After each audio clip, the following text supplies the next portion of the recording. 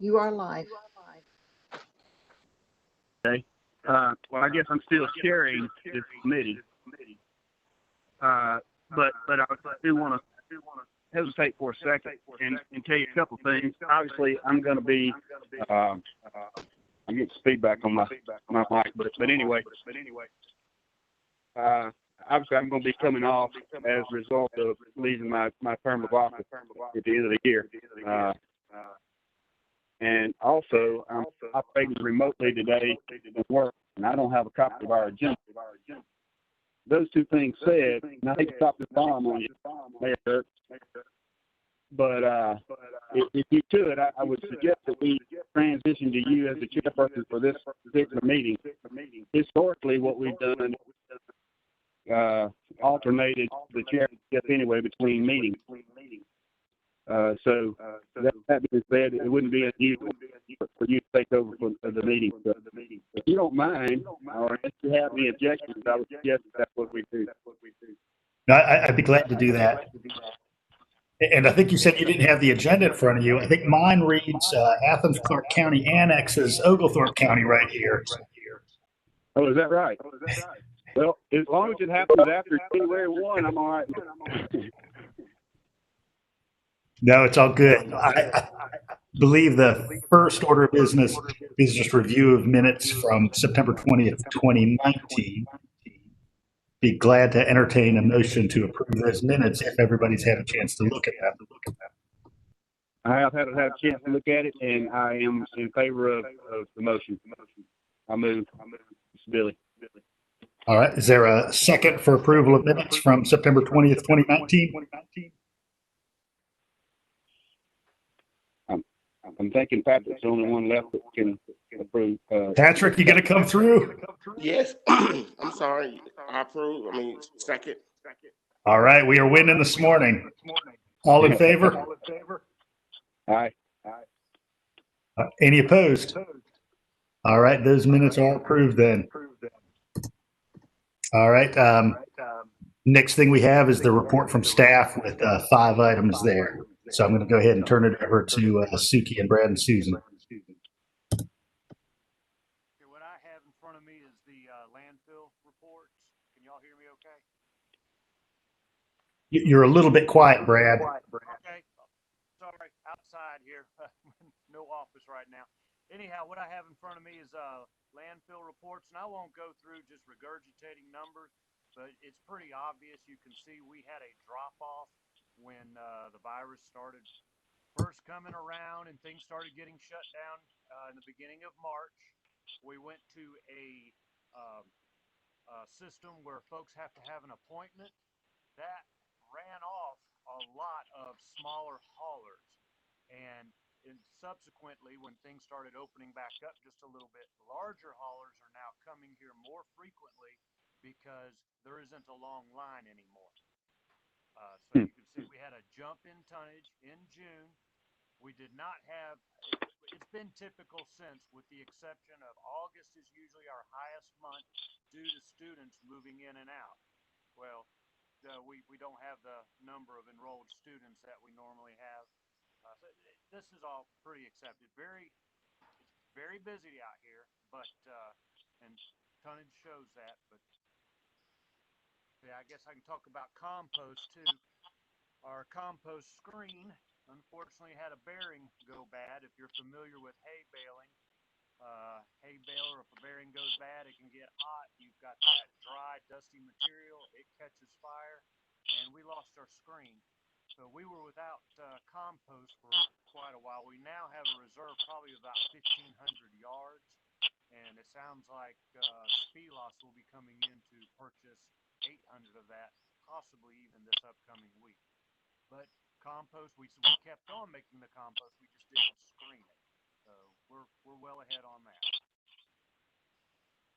Do you have any questions about tonnage at all or the compost?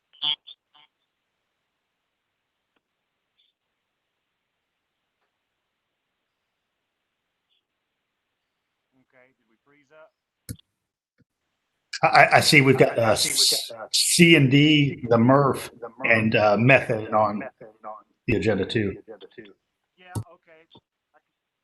Billy can chime in on his tonnage if he would like, but I think that's pretty much a reflection of the times being good. He looks like as far as working days, he's pushing 100 tons every day. Having just visited the site, I can tell him it looks good. His guys are doing a good job out there, especially with all the wet weather we've been having this time of year. And then as far as the gas facility, it's a little bit low. The gas has gotten lower, but I could turn my camera and show you, but our recent cell, phase 3, has just had some new gas wells installed in it. And those are now online, and I would expect to see a little bit of a jump in that revenue and a jump in the electricity that's being produced there, probably back up to the 2018 number. Brad, I will comment a little bit about the C&D. I saw you either this week or last week. I didn't get a chance to catch you when you were leaving, but I know you visited our site. But I don't know if you talked to our guys, but you know, we're trying to do a major modification, vertical expansion. Our normal footprint is at the end of its life cycle. We probably have about 6 months left. We have cut back on the biggest major hauler and cut him off because we're afraid that we're not going to make it before this major modification is approved.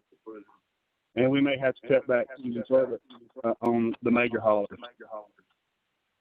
So, you know, it's going to be a little bit iffy. I know at one point you guys were entertaining the idea of doing some recycling or recovering of C&D materials. I don't know where that's at, but I'm anxious to find out if you're planning on continuing to do that, because we're actually considering a final expansion of the landfill, and that would impact that decision. I'd love to continue that conversation. I don't know if Suki or Brad, you're ready to take that up today, or if you want to schedule a separate session for that. But I've long been interested in the C&D recycling or reuse prospect. It has been discussed, of course. You know, anything that can be, should be, try to be recycled, we're going to give it a shot. But we definitely did want to impact Oglethorpe County's operation negatively.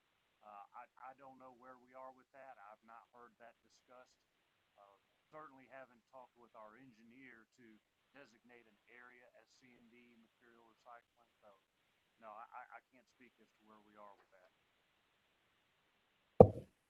We haven't.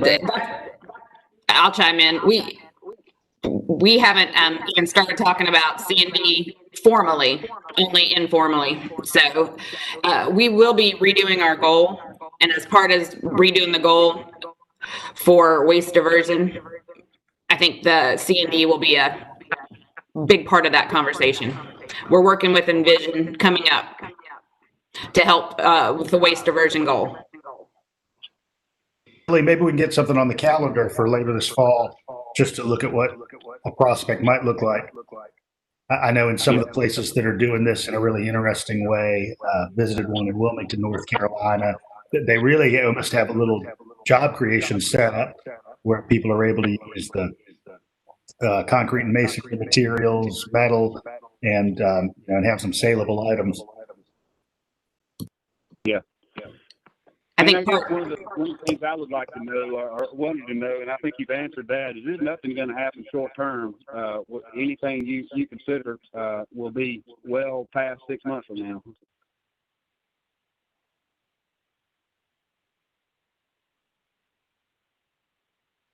Suki, you want to answer that? He'll have to repeat. I'm getting major feedback from somebody. Yeah, I get an echo too, Suki. So what I'm saying is, I think you've answered my question, my primary question, and that was, will we have, if you're considering this, will anything happen in the next 6 months? And that's not going to happen. That's pretty clear to me. Correct. Yeah, so we can continue this discussion if you guys wanted to do that later on, but I think my primary question has been answered.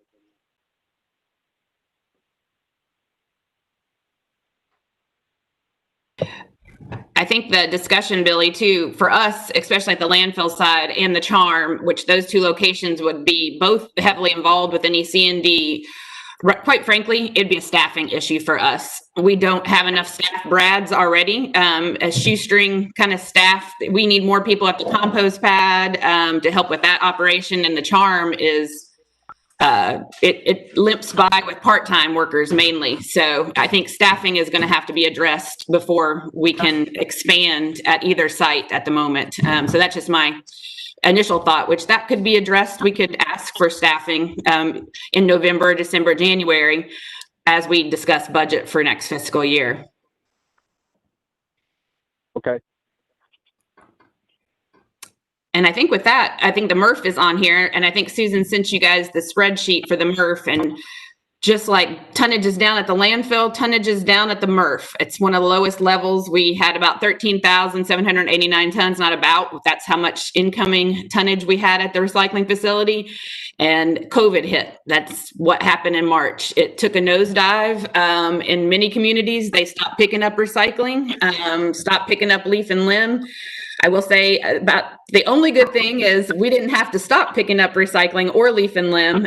We had some, we had to arrange the schedule, especially lately with leaf and limb.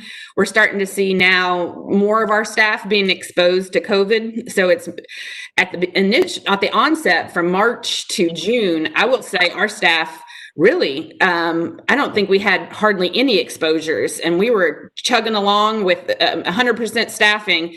And over the summer is when it started hitting our staff. So we are starting to have to rearrange staffing on the collection side because we are getting more exposures, which leads to people being out and not able to finish their routes. So, but I can say we didn't have to suspend collection of any material that it would be considered reuse or recyclable materials, but our tonnage is down.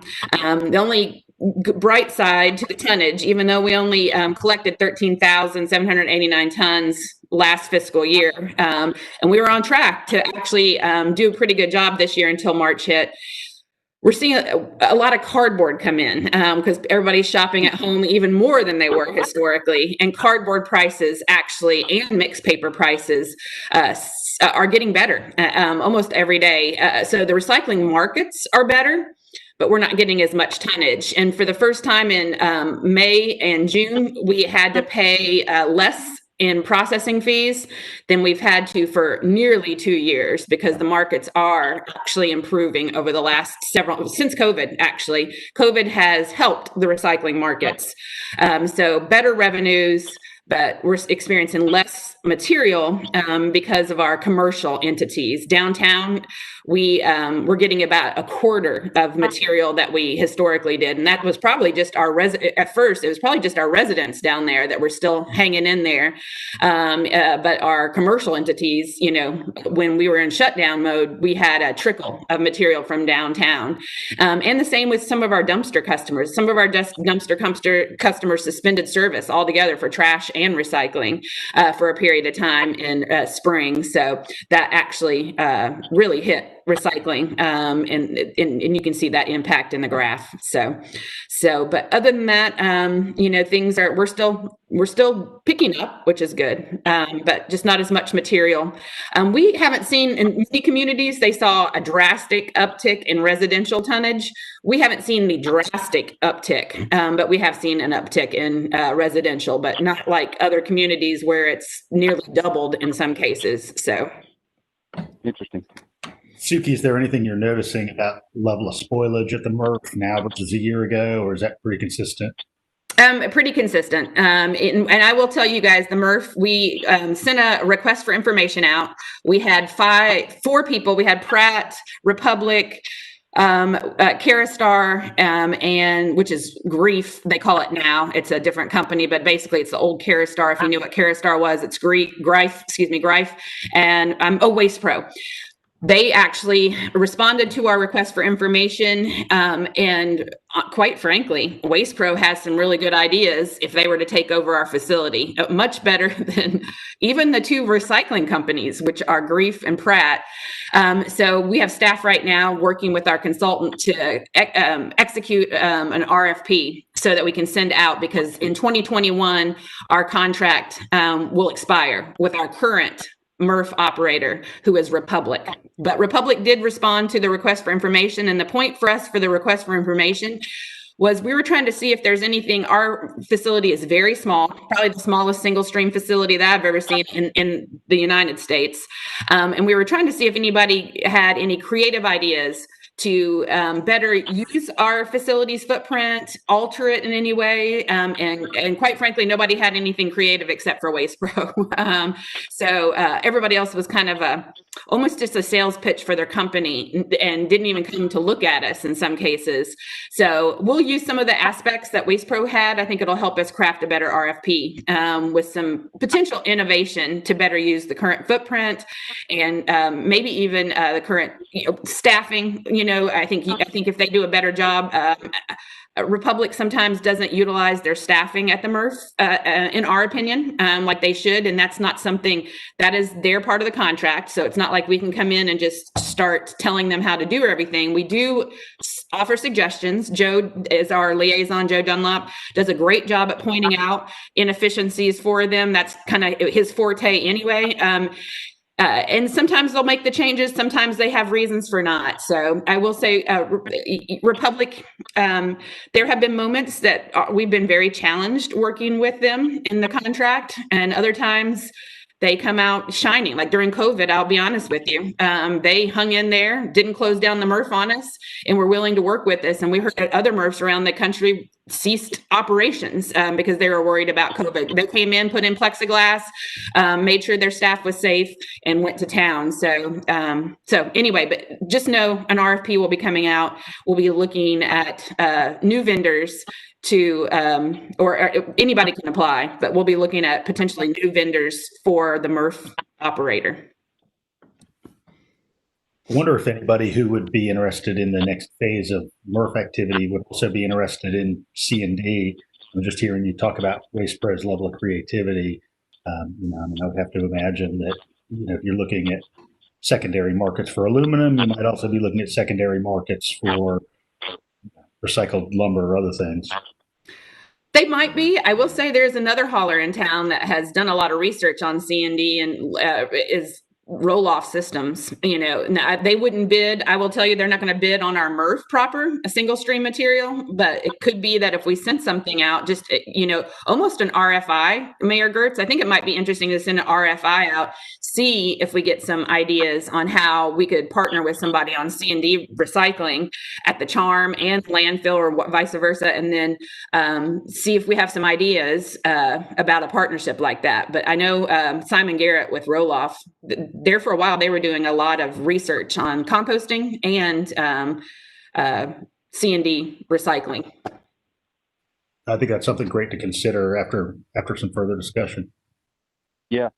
If I could, Suki, I'm just sort of speaking off the cuff here, and certainly don't want to put our future commission. I don't want to speak for them, but if I were still in the position, I would suggest to you that you even consider something with Oglethorpe County. And we got a lot of property out there right next to the existing C&D that, that could be used for a recycling, and maybe there could be some continuous joint effort there. I don't know. I'm just throwing that out there as a thought. I think that's a great, Billy, I can send you the RFI that we sent out for the MRF, and maybe it's something we have another conversation about, like Mayor Gertz said, we have another meeting, and then I think crafting an RFI to see if we get any good ideas, and maybe it is that we say that it's going to be in Oglethorpe County, and there's an opportunity to place it in Oglethorpe or the landfill, and we can let them come and look at the properties and give us, some suggestions on what they might do. Now, they're not going to be, we found with the RFI process, they're not as open. They're trying to, hold back some, but they had nuggets of good ideas to help us craft the RFP. And I think we could potentially do it and get more good information from some of these, Waste Pro in general. They were pretty darn creative. So anyway, maybe that's the way we approach it. Demonstrate that Oglethorpe has property. We have the current landfill, and let them go to town at giving us suggestions on said properties. Well, and I will tell you too that Waste Pro and others, but primarily Waste Pro at one point was really interested in running the C&D at Oglethorpe County, and we sort of put that aside. But if there was some kind of an additional carrot there, like the recovery or recycling of C&D, maybe that is an option. So they're familiar with what we do, and that might play into it too. So just keep that in mind. Again, I don't want to speak for our future commission. So, but it's an idea, and I think my replacement would certainly be in favor of something like that. That sounds great. All right. And that's the only report, Mayor Gertz. That was the end of mine. Great. I appreciate it. And we do have one item of other business before we look at future dates. And that's a component of a Black Lives Matter resolution that the Athens-Clarke County Commission passed back in July. And the piece of that I wanted to bring up for conversation today reads that the unified government will explore ways to address the environmental health concerns in the Pittard Road and Dunlap Road Black communities. And of course, in the 12 years I was on the commission and a couple of years I've been in the mayor's seat, I've off and on heard concerns from that community. Sometimes they were concerns that were easily assuaged, I guess, with data that we've been able to develop from the testing wells that we have and the historical work that's been done around connecting to the municipal water supply and other things. I'll just throw out that maybe one way, if Athens-Clarke County is to formally pursue this, is to really just do a questionnaire, find out what people know, what people believe, and what people's concerns are, so that we're really dealing with a collection of information from residents rather than the random phone calls and emails that sometimes come our way. Patrick, I don't know if you have some thoughts about that or if staff members do. No, a questionnaire sounds really good.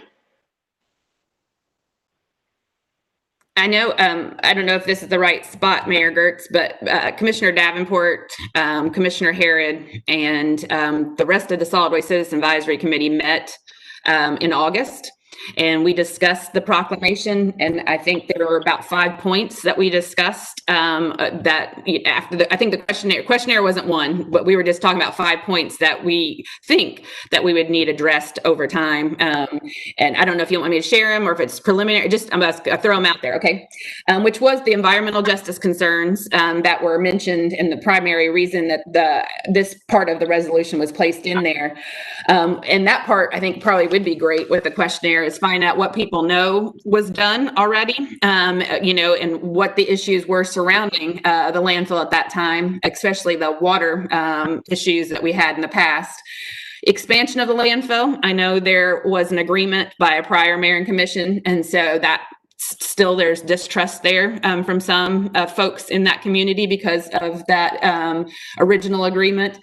And then from staff's perspective, we don't get a whole lot of complaints at the landfill. I'll be quite frank with you. In our department, collections gets the lion's share, but that's probably because we have, every week 10,000 residents. So we're serving 10,000 plus residents we're serving.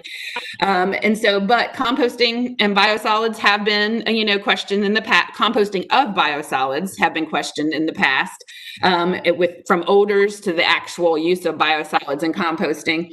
And I'll couple that with odor complaints, which we don't get a tremendous amount of. I can't even tell you the last time we had an odor. Well, it was probably Chris Fleeman had an odor complaint. That was probably the latest that I'm aware of, unless Brad has another one. And that was because we had some dirt that was pulled out and was being used and spread while Brad was out of town. That was the last time I received an odor complaint.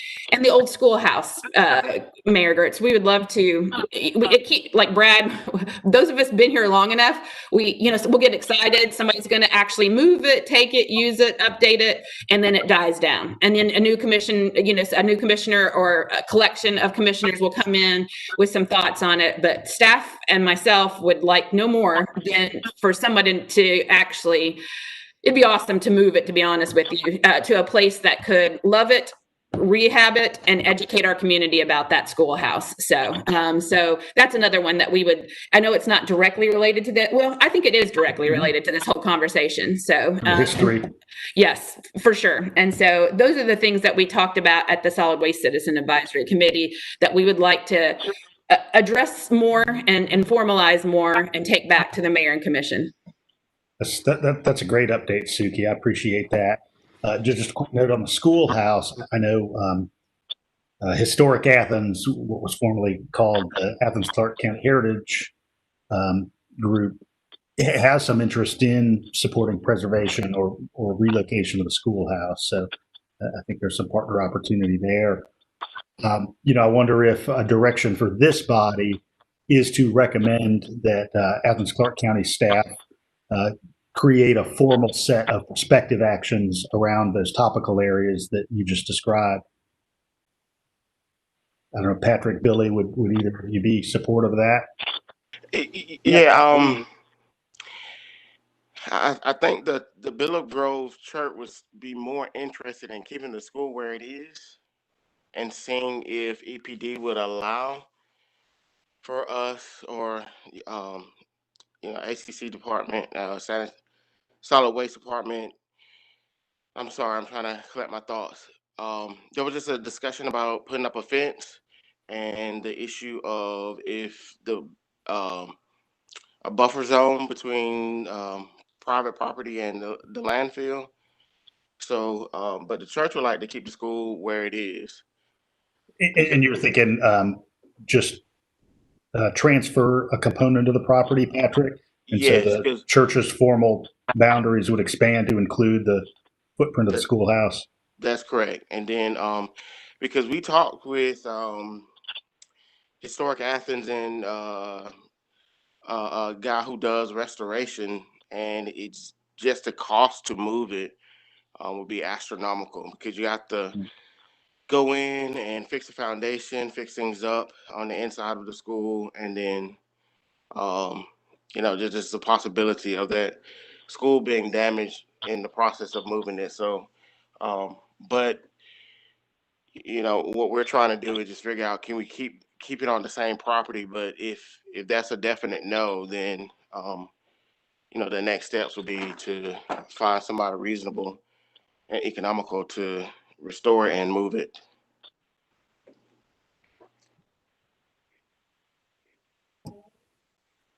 I don't know if there's some legal or regulatory constraints, Suki or Brad, kind of around that suggestion of, having the church purchase some component of that property there.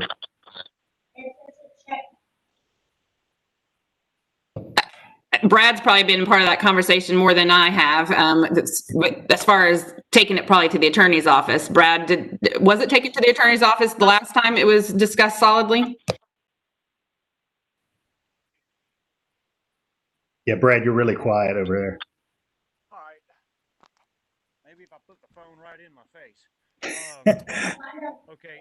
Yes, it was taken to the attorney, and I was not a part of that conversation, but that's where it died before, as far as that goes. As far as the landfill's concerned, my side of it, if somehow we were to turn some piece of the property over to the church, I don't have any problem with that at all whatsoever. It would be a modification. It would be something that our engineers would take care of. I would have to look at our existing compost plan and make sure that we're not giving up some sort of vital buffer and we're not losing operating space. But the legal side, no, I can't attest to that. I know this is really not my business, but we just had a similar situation that was being proposed by a private landowner, actually, on a parcel that joins county property, and it's surrounded by county property. It's owned by the county, but it's surrounded by the school system and a private individual who wanted to purchase the property. In the end, we weren't interested in selling the property to the individual, but our legal research said that is a possibility. Our legal advisor said, yeah, you do have that possibility if all the adjacent property owners don't really have an interest in it. And in this case, I think there's only the landfill. So You know, there is a clause there that allows you to do that. You know, versus putting it on at public auction. Of course, your legal representation will tell you more about that, but the possibility certainly exists. I can tell you that. That's helpful, Billy. And I wonder if we did have to maintain some permanent buffer activity, even if it didn't belong to Athens-Clarke County. You know, if we would simply put an easement on that property in the way that we often have public easements for utilities and other things. Yeah. Well, it sounds like Brad, and I know Brad's on top of all that, and Suki as well, but sounds like if the modification would take care of it if you still have plenty of buffer left. And what we can do is we can go to the attorney's office again. That was what I had promised the Solid Waste Citizen Advisory, that we'd go back to the attorney's office, dust off the conversation, and get back with them. And so I was waiting for this meeting. And so to get the general temperature of this, everybody here. And so I will go back to our attorney, and especially since we have a new attorney that's not probably tackled this topic before. So I will take that back, and then Brad and I will discuss working with our consultant and see what the cost would be for us to look at that, and go from there. So I can do that as part of this commit. Now that you guys have said it, I will take the next step and let the Citizens Solid Waste Advisory Committee know that you guys concurred with what they asked, and we'll go forward and at least do the background. And That's great, Suki. Don't hesitate to reach out or explain to your legal representative. I don't know who your lawyer, county attorney is now, but he can certainly reach out to Chip, and Chip, the most recent Chip Ferguson, who represents us. He certainly can reach out because we most recently did this, and if it could help expedite that process, he can borrow on his research. Perfect, Billy. I'll tell our new county attorney. His name is Judd, and I've lost his last name. Drake. Judd Drake. So I will do that, Billy, and let him know. Okay, and I'll talk to Chip and tell him to expect that, or if he hears from him, he'll know exactly what we're talking about. That's great, Billy. Thank you. So, Suki, would it benefit you, simply to have a motion from this group to provide a written report on those 5 items that you noted? Yes, sir. That's what I was going to ask. And you took the word. Yes, I think it would behoove us. I think it's needed so that I can officially take these next steps. The Solid Waste Citizen Advisory Committee asked as well. So that'll give me room to move forward. All right. So I'd entertain a motion that Athens-Clarke County Solid Waste Director and staff provide a written report regarding the 5 items that the Citizen Solid Waste Group requested more information on. So moved. Second. All right. All in favor? Aye. Aye. All right. Since everybody responded, I don't imagine there will be any opposed. So motion carries. And I think that is everything, save looking at a date for our next meeting. Sadly, Billy, we hate that you will not be with us, but you're always welcome just to come hang out if you're bored on a Thursday morning. Yeah, well, if you guys need any help with anything, Suki, Brad, Patrick, you, Mayor, I should have some free time available after the first of the year if I don't commit to anything else. But yeah, if you have any projects or anything you need some help with, I'd be glad to help you. Fantastic. All right. Do we just want to look at, I guess, what's this, the third Friday in September 2021 as our next annual meeting? And then we can have a kind of informal conversation about the other elements we talked about, response to the points raised by the citizens group and the C&D exploration. All right. So sounds good to me. All right. So motion that the next annual meeting is third Friday in September 2021. Typically, we have one semi-annual. Oh, it's a semi-annual. Okay.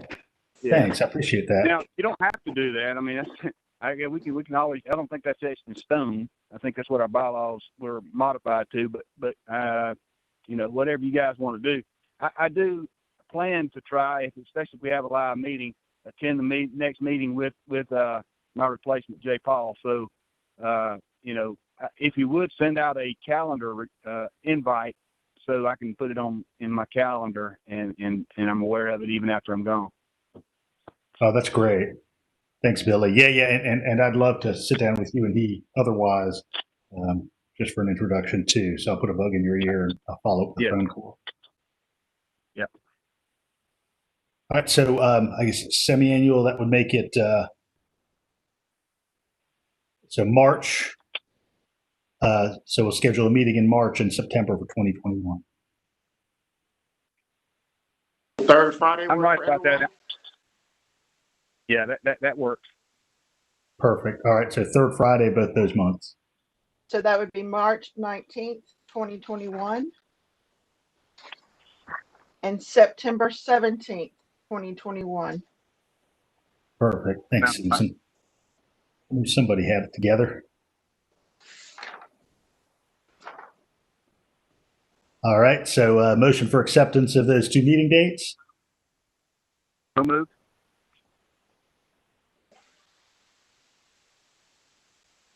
All right, and all in favor? Aye. All right, any opposed? All right, we've got those on the calendar. All right, if there's no other business, I'd entertain a motion to adjourn. So moved. All right, all in favor of adjourning? Everybody's in favor. Can hang up. All right, everybody, thanks a ton. Be safe out there. Staff, appreciate all your work.